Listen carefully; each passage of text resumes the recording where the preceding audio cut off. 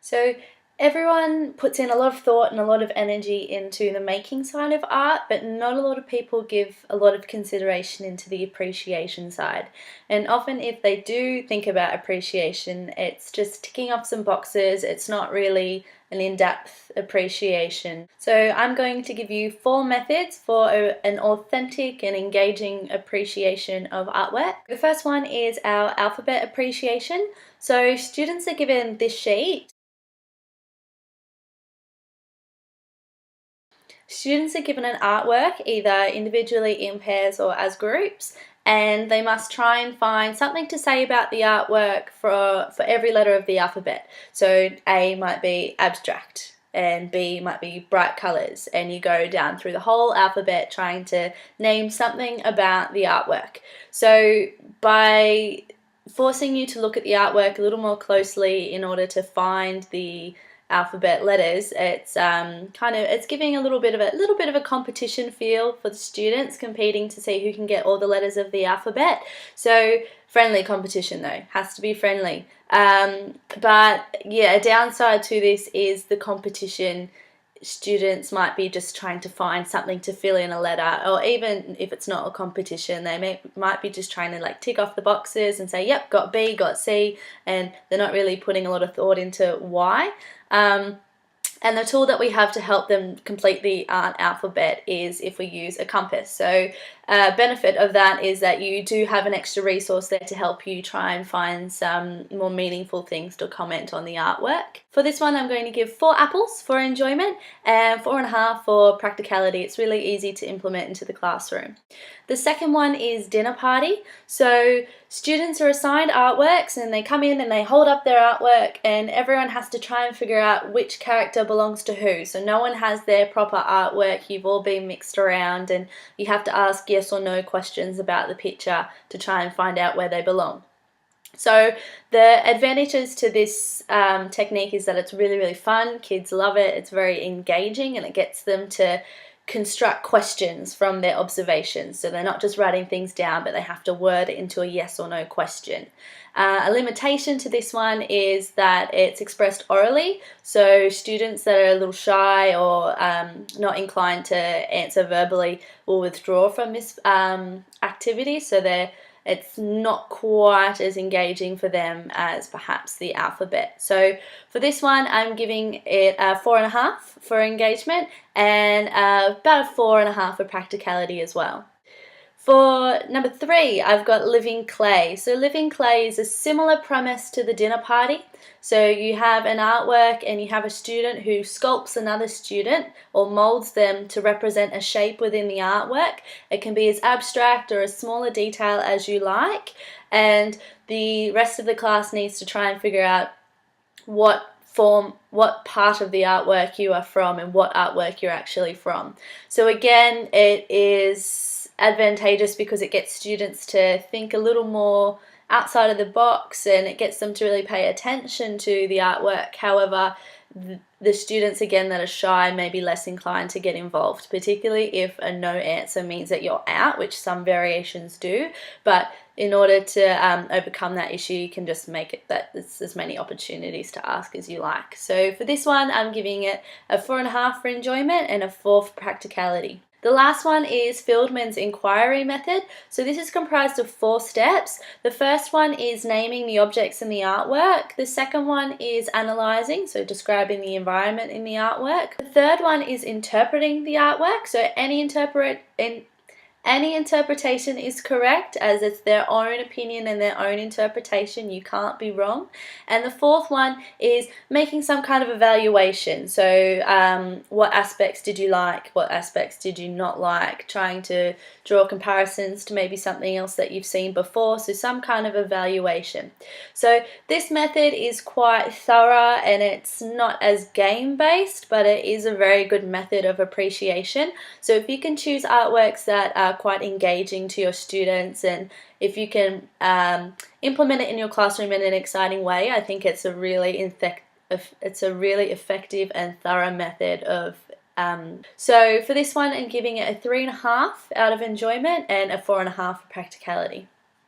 To Gibson 2014, art assessment is so much more than a smiley face or a 10 out of 10. Students should be encouraged to experiment and take risks in creating their artwork, not just copying what the teacher's done and having a classroom full of 20 of the same pictures, just different sizes or different colours.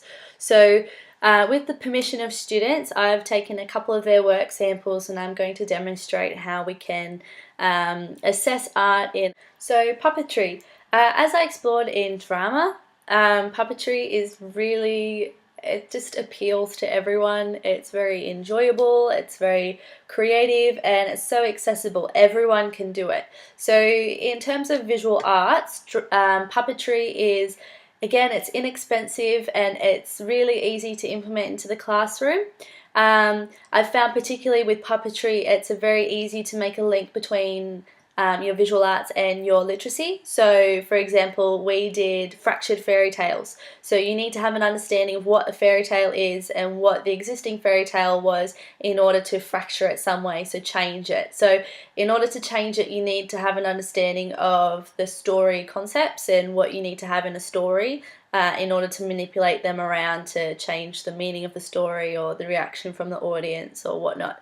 So once you've figured out what you want to do in terms of the lesson and what your puppets are meant to be about, then it's pretty much all in, do whatever you like. So this is an example of what we've done implementing puppets into the classroom, but I've included a link below for plenty of other ways to include puppetry in the classroom. Enjoy!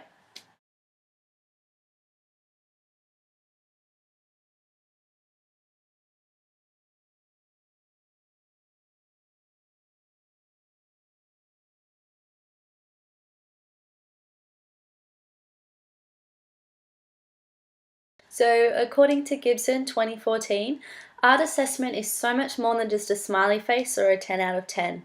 So often teachers find it difficult to assess art because it's a form of self-expression and no one's really wrong, and quite often art within primary schools is actually craft.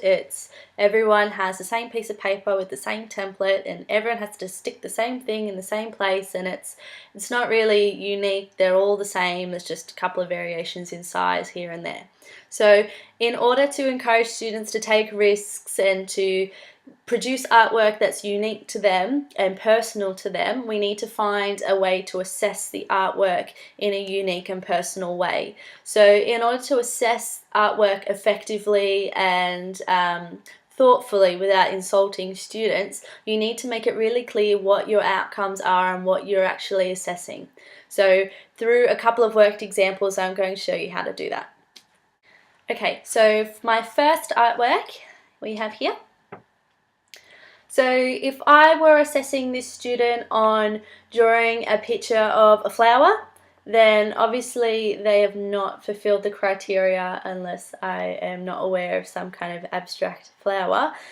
However, I didn't ask them to draw a flower. I just told them to draw whatever they would like. So my outcomes for the assessment should not be to draw a flower if I haven't asked so. So I wanted to see how they could use different materials to produce an artwork. So they were given pencils, pens, crayons, highlighters, and paper, and this is the end result. So I've seen that my student can confidently produce an artwork with crayon and competently, and she's represented something personal to her, being an Indigenous student, and she was able to communicate that to me. And in addition to that, if I were assessing reasons or choices in artwork, I could have a dialogue with her and I can ask her, well, why did you choose red? Why did you choose black? Why did you choose yellow? And she happily went through and she told me, well, the red means the red sand and the yellow means the sun. And she went through and explained to me that she'd seen the flag before, and because she's Aboriginal, she wanted to draw something that reminded her that she was Aboriginal. So if that's what I was assessing, something personal and being able to use a medium on paper, then that's what I would be giving the mark for, or that's what I would be commenting on, not necessarily giving a score. So my next artwork that I have here, so there's a sun and a flower and some vines. So again, this is in the same session when I asked them to draw whatever they would like. So this student has produced for me a sun, a flower and some vines, she explained to me. So again, I wanted to see how confident they were in using different mediums. This student has used both highlighter and pen in order to produce her artwork. My outcome wasn't to use every single medium, it was experimenting with medium. So she's experimenting with pen and highlighter, then she's got the marks, she's achieved that outcome. In addition, I asked her to explain to me why she chose to draw what she drew, and she said she'd watched a movie with some flowers and some vines in it, and that's what she enjoyed in the movie, so that's what she's reflected in her artwork. So again, it's something personal and she's made the decision and she can tell me that decision. So when we're assessing artwork, you need to make sure that you're confident in what you're asking your students to do, and let them know that that's what you're asking them to do, because there's no way that they can achieve something if they don't know what they're meant to be achieving. So that is my section for art assessment. Okay, so art dialogue. Art dialogue is a way of communicating with your students in the meta language that you would like them to use relevant to art. So when your assessment and your outcomes are aligned, like in my previous section, then the learning that follows is going to be much more meaningful and purposeful, and everyone kind of knows what's going on. So we want a transparent assessment. We don't want students to not really know what's going on, and that's not going to give you the best results. So when incorporating art into the classroom, your students must know what you're looking for and be able to communicate with you in the language that you're going to be talking in. So there's alignment. So when we're talking about art, there's quite a few words that we can introduce into the classroom, and I'm going to show you how to do that in dialogue with an artwork. So this artwork that I've done, the only guidelines we had were we had to have 4 sections, and the first one had to be monochromatic, the second one had to have complementary colours, the third one had to have warm or neutral colours, it couldn't have both, and the fourth one had to have a neutral colour. So this is my artwork, and there's no real up or down, and it had to be a painting. So with my artwork, if I were to engage in art dialogue, so the first thing that we can talk about is the different use of lines running along here and here, and in addition to that we can see lines shooting out among here, and there we can say then that there's different shapes. So you can see there's the circular shape, and then there's the river type shape here. And as well as that, we can talk about the texture of the painting. So this one is quite smooth and running along, whereas this one's quite fluffy poking out. And this one, it's very textured.